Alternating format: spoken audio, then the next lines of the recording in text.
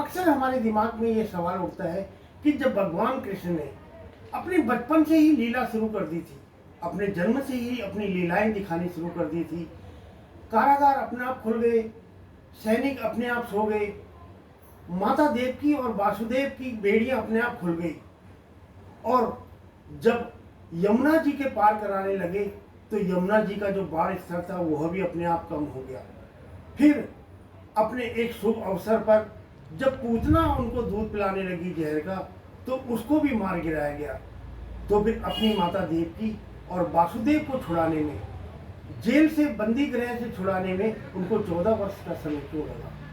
जय श्री कृष्ण। तो प्रभु, मैं आज आपको इसकी एक कहानी बताता हूँ। कंस का वध करने के बाद भगवान श्री कृष्ण कारागार में गए और वहां से माता देवकी तथा पिता वासुदेव को छुड़ाया। तब माता देवकी ने श्री कृष्ण ने पूछा, बेटा तुम तो भगवान हो, तुम्हारे पास असीम शक्ति है, फिर तुमने 14 साल तक कंस का वध करने और हमें यहाँ से छुड़ाने की प्रतीक्षा क्यों की। तब भगवान कृष्ण ने मुस्कुराकर कहा, माता क्या आपने मुझे पिछले जन्म में 14 साल के लिए वनवास नहीं भेजा था।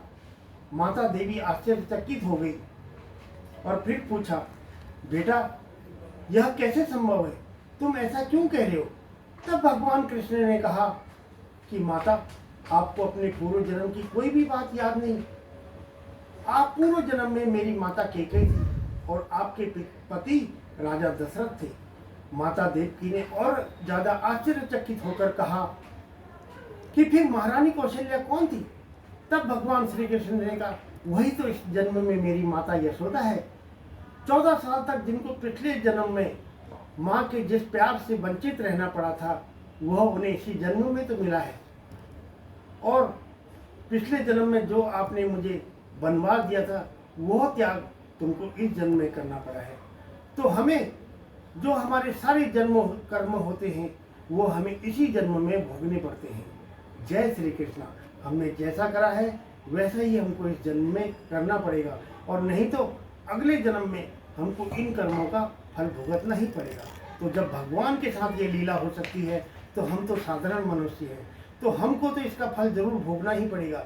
इसलिए अपने सत्कर्म करते रहिए, अच्छे कर्म करते रहिए, ताकि इस लोक और परलोक, इस जन्म और पुनर्जन्म दोनों में वैकुंठ धाम प्राप्त हो और भगवान कृष्ण की शरणागति प्राप्त हो। जय श्री कृष्ण।